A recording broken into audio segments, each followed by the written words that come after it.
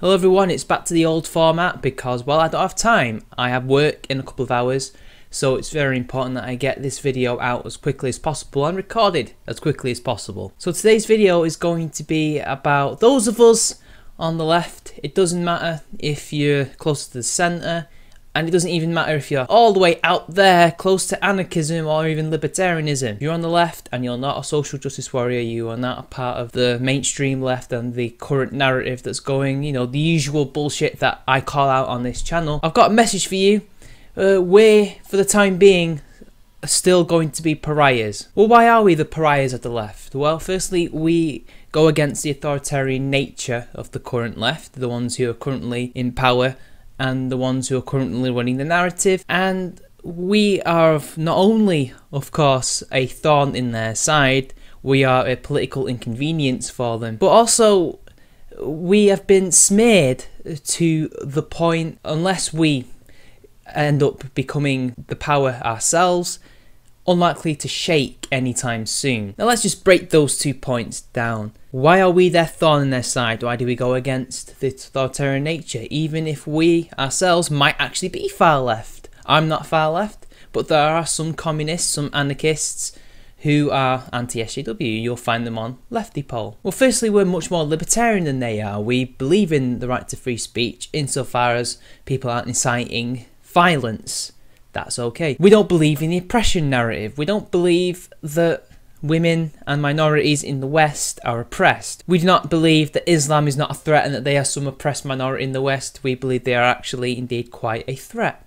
No, Islam, not individual Muslims. But hey, whatever, that's another debate entirely. And although it may not look like it, we are probably in far more greater numbers than the social justice warriors and those who are currently running the left. At least that's what it looks like. It looks like we are outnumbered, and that could possibly be true. I don't know. I do know that social justice warriors are quite a minority in the world, but they are the loudest and the ones that are able to gain power a lot more effectively than most people, especially on the left. And if we are a minority, it's mainly because a lot of the people who would once consider themselves to be left-wing no longer consider themselves to be left-wing. They either consider themselves to be centrists, or right-wing, or none whatsoever. They have chosen to forego labels, which I commend them for doing so, because as much as I would like to get rid of labels for myself entirely, I can't really bring myself to do so, because I think it sometimes helps with convenience to say, yeah, this is something that I believe in, this is something that I might be, just because it's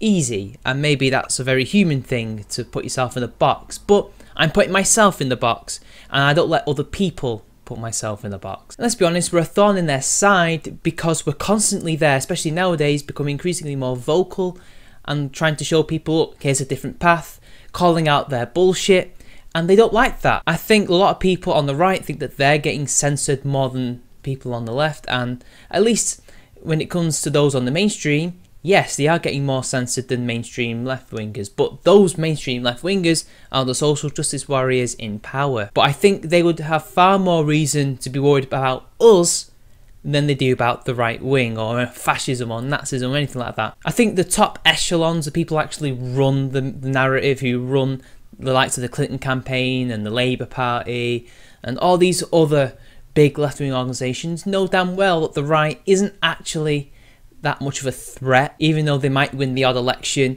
they might drum up the odd internet campaign, it's really the people from within that are the issue. That's why Stalin back in the day had his purges, because it's the people on the inside that you're more worried about, because, well, they're the people who are closer and therefore more likely to attack you if you fuck up. So that's why you will see people like Gregory Allen Elliott taken to court. That's why you will see Atheism Plus happen in the atheist community. This is why you will see them attack their own, because we are the ones who are most inconvenient. We are the bigger threat because we come from within, and they're trying to purge us unsuccessfully. And now that we've got that out of the way, what about the smearing? What about us being smeared? Well, the point is that we have been smeared beyond belief, to the point that unless things change, unless a power shift happens where the SJWs are toppled, or as a loser Val would put, purged for the greater good of the left, so that we actually have two wings that are coherent and stable enough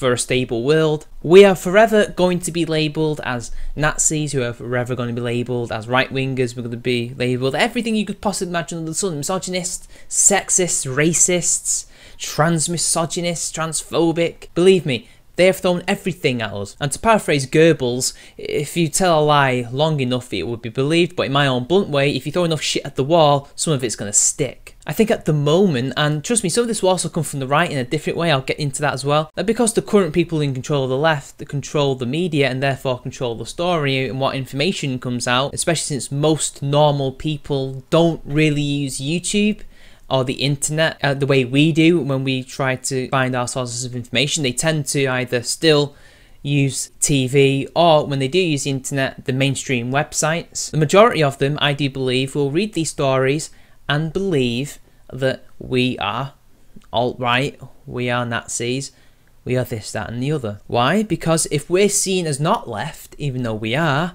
that allows the social justice warriors to claim that they are the real left, and they're the only left even, and that pretty much makes us politically non-existent. That makes us a non-entity because we're just right-wingers. Conversely, on the right, and we have seen this, that there are plenty of right-wingers who will group every left-winger together and say, oh, this is the left, leftists, to quote Paul Joseph Watson.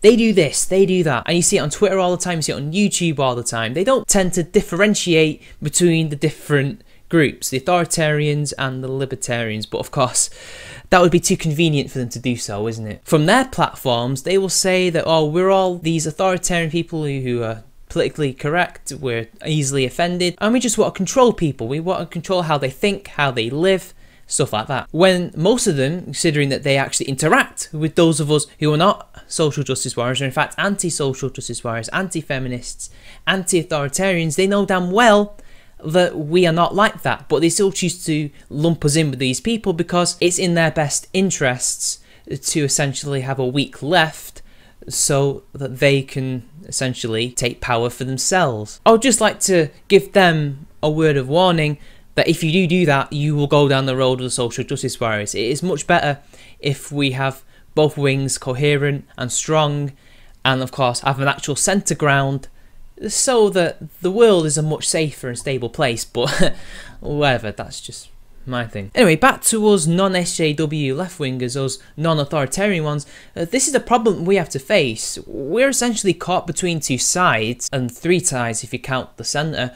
We have to fight for our reputation. We have to convince people that we're not either social justice warriors or alt-right people. We have to convince the world that our ideas are not the same as theirs, and we essentially have to rebuild the left. We have to essentially bring it back to basics, and we have to change it because these people have ruined it. I don't know how we're going to do that. They're louder, they're more entrenched, they can essentially mobilise more people to do things than we can, because let's be honest, they've got all the money, they've got all the celebrity support, they've got more resources in general compared to us. We're much more scattered throughout the world, not as unified, and the only way I can counteract all of this is what I do on YouTube. I mean, what can we do? I guess one thing that we could do in our countries, our individual countries, is to build our own left-wing parties, a different kind of left-wing party, essentially the left's equivalent to UKIP or the Tea Party or something like that. I'm not suggesting that they have to be extremists or nationalists,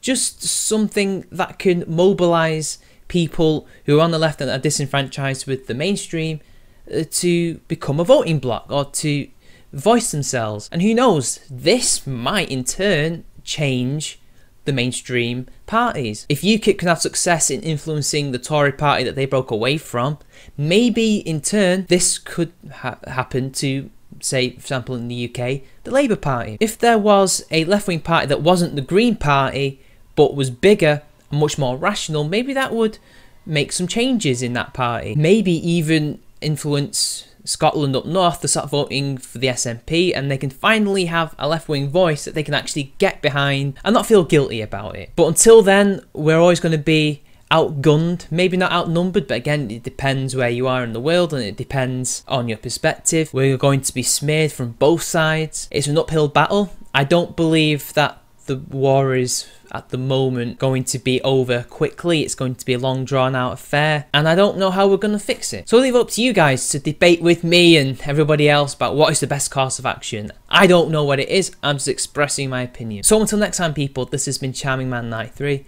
Like and share the video. Don't forget to press the bell so that you can be notified of my videos, or follow me on minds.com. I will try to use that to share my videos on more often. If you want to support my channel and help me do this full time, please consider donating to my Patreon. Links will be down below, and of course the end screen annotations at the end if you want to. Other than that, see you later.